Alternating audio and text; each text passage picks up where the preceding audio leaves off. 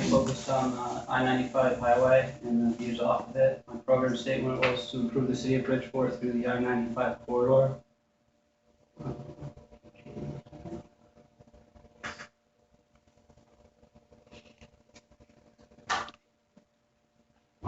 First off, I just started off by looking at the plan that they have in place for the whole site. Basically, I was noting all the things that were close to the highway, which was things like the workforce housing, and the biodiesel plant, and a few other things. Next, I took an aerial image and noted the lower density and higher density, and how the highway just split up the site into two different areas. I also found a number that said 25, like 250,000 people travel on Interstate 95 every day. Next, I just found different examples of what they're doing in other cities for these things. Like in Providence, they moved the whole highway, and in Texas, they also moved the highway to try and connect these cities better. And also in South Korea, they just got rid of the highway altogether and built a greenway in the middle in its place. And in San Francisco, they just got rid of part of the highway, kind of like the highway in Providence, as I said before, and it seems like they made somewhat of a greenway in place of it.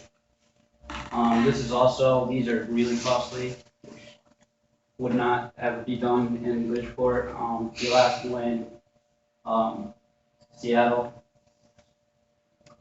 obviously $4.25 billion, and Austin's Big Dig was $2.8 billion.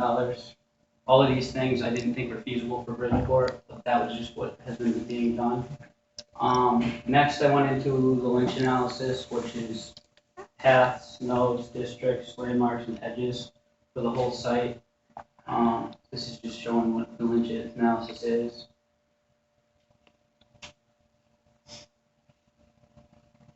Basically, I noted a lot of other people already know these things, like P.T. Barnum, the aquaculture school, and Captain name of the place, Sikorsky, another district. I also noted the edge along the water. This is just a building analysis based off that you can see from the highway. There is a lot of bad buildings, like burnt out buildings, as you can see in most of these images, and some good buildings. Like they all are industrial areas, so here's a view shed analysis. Bad views off the site, future views, the orange. I noted the good views over the water and towards Sikorsky, basically. They're not great up close, but far away they are really good. Basically, the whole north side of 95 is pretty bad. Next, I noted from the I-95 north just bad views. As you can see, there's a lot of burnt out buildings, and you've seen the top of buildings.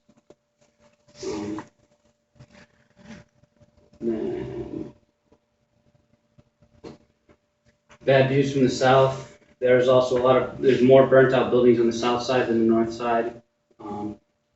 This side also doesn't have as good view. Like the other side does have views over the water. This side doesn't has views in towards Bridgeport, which really isn't much to look at on this side. Then I just noted some good views, and mostly on the north side. Generally good views.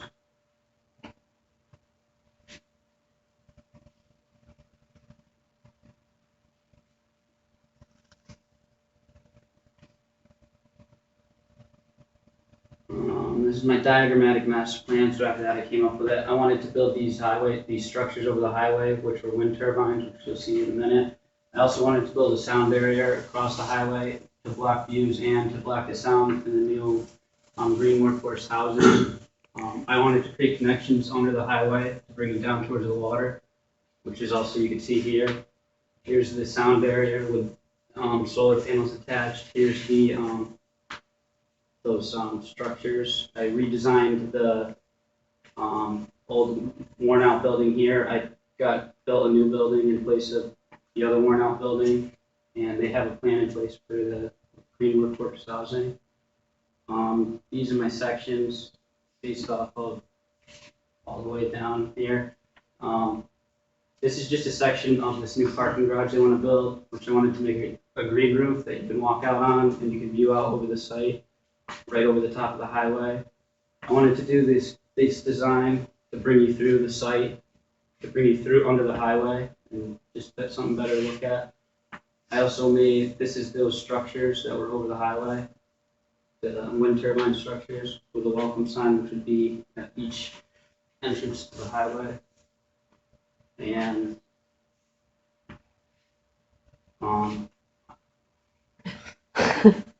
this is where I got the idea for these wind turbines. It's a system from Arizona, came up with them originally.